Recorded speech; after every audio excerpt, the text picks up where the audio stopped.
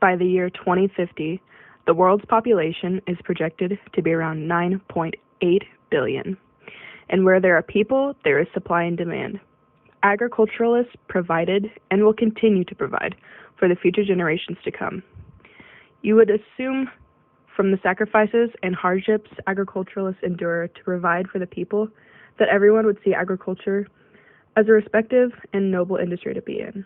But those of us who provide the world with the foundation for growth and prospering tend to face the most criticism and critique from the outside world, which has no involvement in agriculture. With the constant accusations of animal abuse and the poor conditions from groups of people like PETA, vegan extremists, Mercy for Animals, farm animal rights movements, and many more organizations, it makes it hard to keep your head up when producing animals meant to positively impact the world. Anyone involved in animal agriculture knows the amount of time, care, and dedication that goes into each and every one of our animals. No matter the weather, holiday, or situation, our animals are always tended to with the utmost care.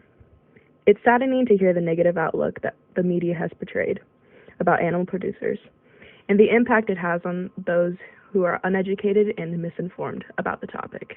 Oftentimes, there is a misunderstanding about vaccinations and medicine, which is provided to the animals in their lifetime to keep them happy, healthy, and keeps them the most productive.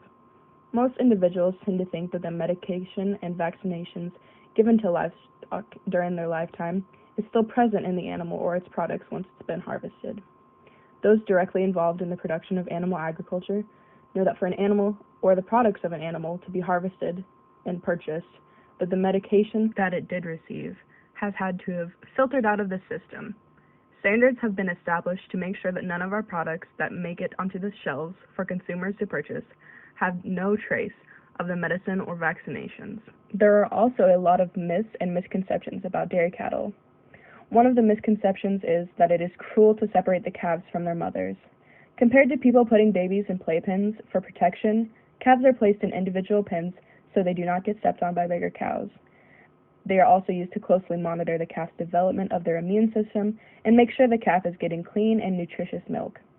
Calves will socialize later with other calves once they get bigger, and then subsequently, they'll join their mothers in the adult herd. A misunderstanding of beef cattle is that they are kept in filthy and cramped feedlots. More than 90% of beef cattle are raised in thousands of acres of grazing grasslands. That is plenty of room for the 250 to 300 cattle herds to have room and socialize.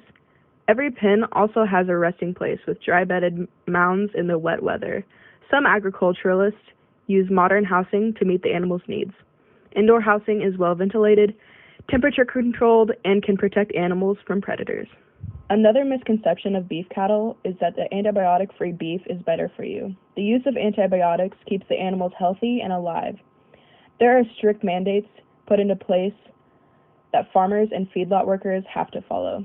These cause the veterinarians to work closely with them.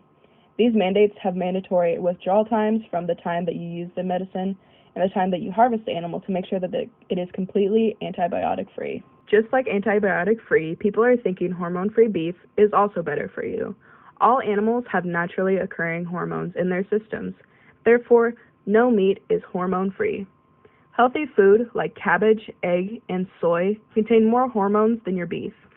Even when consumed in high levels, digesting hormones will not spike your own.